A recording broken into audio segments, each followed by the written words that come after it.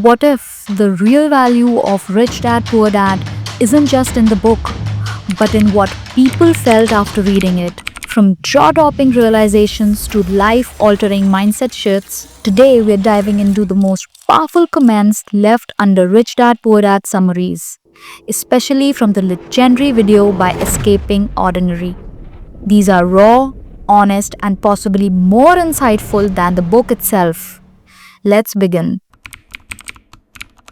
Nobody can become financially successful overnight.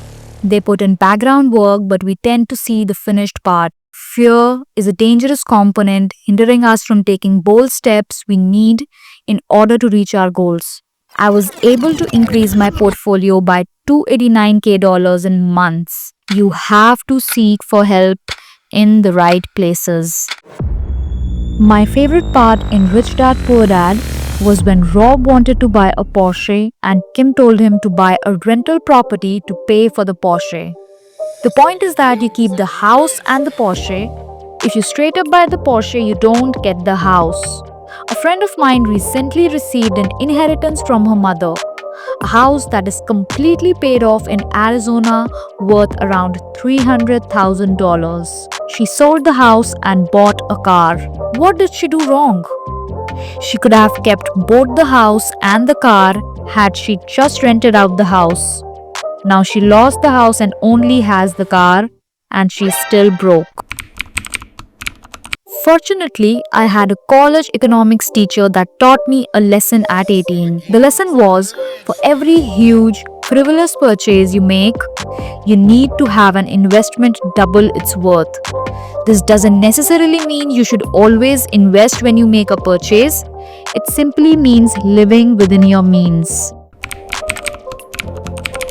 It is about how much you make. Frugal living and skipping the occasional coffee won't ever make you rich. The rich want you to believe it.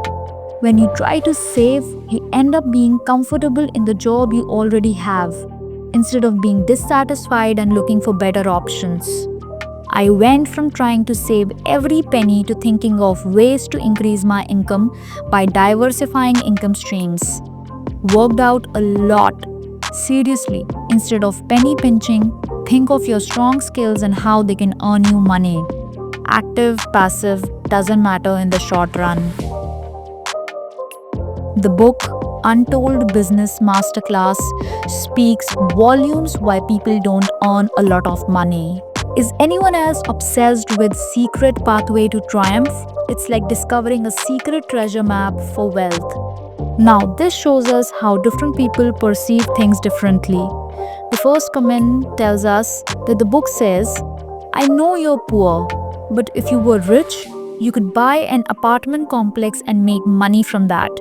Cool, I've got to pay my bills. Should I sell all my possessions, quit my job, and live on the street until I start a successful business? Oh, I forgot. Banks won't give you a loan unless you have a job. Whereas the second comment tells us that the book changed his mindset about business, money, debt, and taxes. It's a life-changing information inside this great book that he found. Now, few people will say, the problem is that not many people will find a rich dad next door who is willing to teach a son of a poor dad. Robert was fortunate. This is like saying huge companies like Apple, Google, and Amazon started from a garage. What's your excuse? I don't have a garage.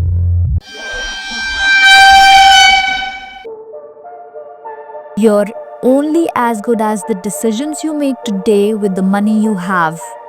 This time last year, I considered investing without much knowledge and decided to have a consultation with a fiduciary, and it was incredibly insightful.